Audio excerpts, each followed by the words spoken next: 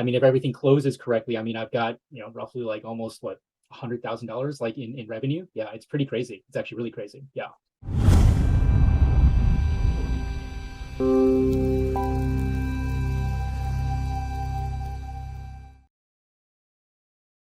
So what I would say is, obviously I'm coming up at the end of the 6 months here, and really for me, it hasn't clicked until like month six. It unfortunately took me a long time, and a lot of it had to do with the learning curve of just the products, right? There's so many different scenarios you're getting hit with. I mean, when you're just doing, normal cookie cutter gubby loans, or conventional loans, like it's easy, right? Like everyone falls into a normal bucket. But non-QM men is like a completely different animal. They're just like, hey, I want to buy a nursing home, or I want to buy like I've got 3 trailer parks, and it just all over the place. And so trying to find a home for every scenario, trying not to like have any deals slip through, just like commercial deals, getting myself acclimated on just even asking the right questions, right? And then filtering out the people who clearly have no money, right? But then they think they can get like 100% financing on an Right. The investment dream. property. So Yeah. it's just been a lot. So this month I am very much on track to like being very profitable. Like I've got a guy who, like, I've got 3 borrowers who are looking to purchase some land but also construct on it. So I'm doing construction loans for them, which, as you can imagine, here in California, each one is like over 2 million. So that's very lucrative deals. And that one's pretty far along. I've actually got like purchase contracts, and they're getting the appraisals, and I've got title ordered. So it's not just like not just a conversation. Like Right. it's moving. And then I've got tons of DSCR, right? I'm doing tons of those for these days. I've got a couple lenders that are just on fire with their pricing given the market. So customers are just really, really into that. Yeah, it's starting to finally click in. So this month alone, I mean, if everything closes correctly, I mean, I've got, roughly like almost what, $100,000 like in revenue. Yeah, it's pretty crazy. It's actually really crazy. Yeah.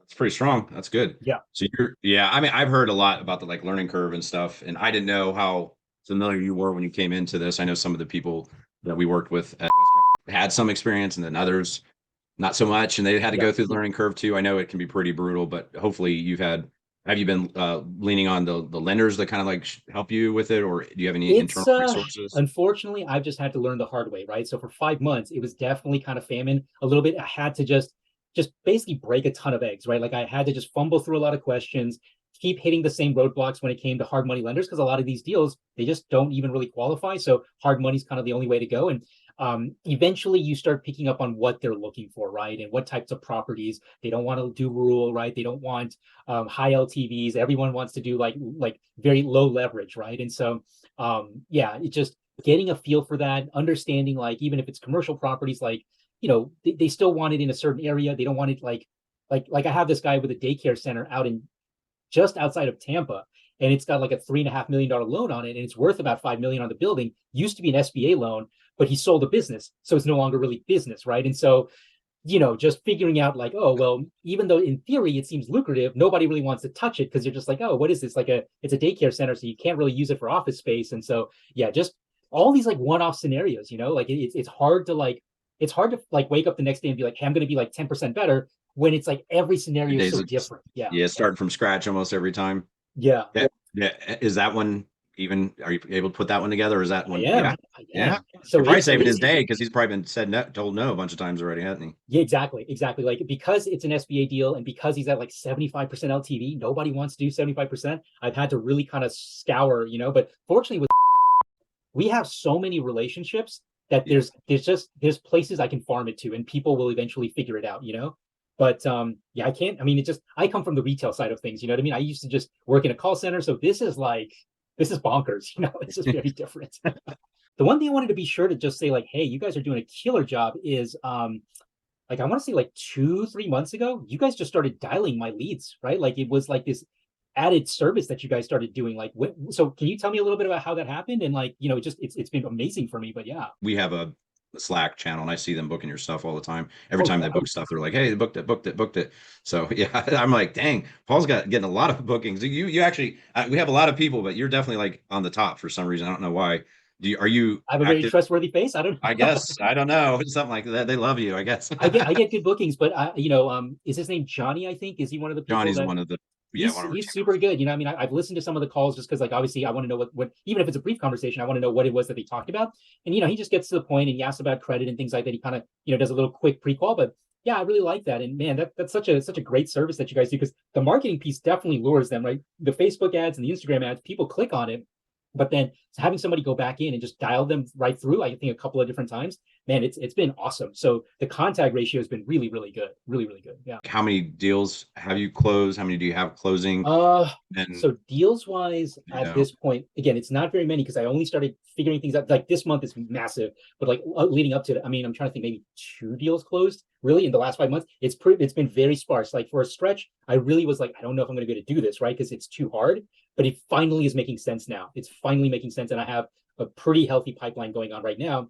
And even right now, there's like a couple quotes out there right now that I'm giving, like literally right before this Zoom call, where this guy has a 5 unit property, which obviously is a little bit unique, yeah. but it's like, he's got a loan on it for like 1.2 million. It's just the kind of loan balances you can't see unless you're doing this type of like non-QM stuff. So Oh, that's cool. Yeah. So is he trying to refi into it, or yeah, he basically has a bridge loan where that's what he got the loan to basically build the five, like it's all permitted, right? So it's not like some sort of janky house or something, but he has a construction loan essentially, and now he wants permanent financing. And so I just need to find him a home, and DSCR is a pretty popular option, but there's all sorts of like options. So yeah, I'm looking into it for him right now. So that's been the coolest thing. It's like real estate investors, they're not shook by like the market.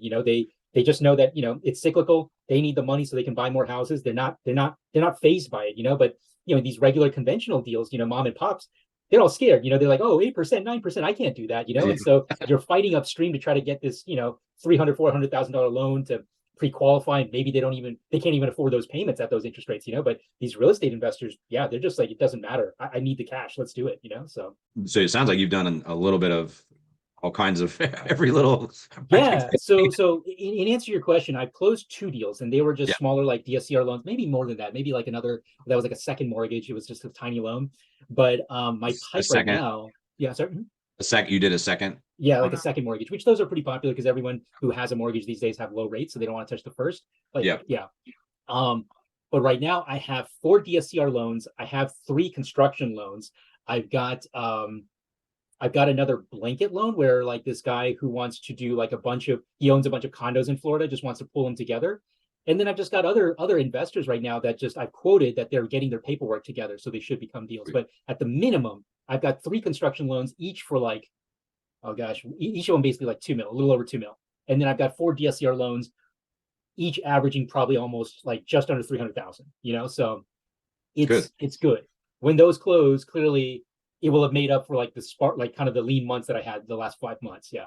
Yeah. Yeah. And then some Do- probably. Yeah. Just out of curiosity, do you think you might have done a little bit better if you had come into this with all the knowledge you have now? Without a doubt. I mean, it is what it is. It's Yeah. like learning anything, it's just going to take some time. I remember when I mean, I've been a loan officer now for what, 12 years. And it was like the first couple of years were so hard. I worked at a retail shop, but they didn't have any training back then. They were just kind of like, hey, just listen to the guy next to you and you'll figure it out. But it was rough. And I remember for the first year, I just was like, I don't know if I'm going to be able to do this. And it felt like that all over again, where I was just like, I'm remote, so I'm just kind of by myself.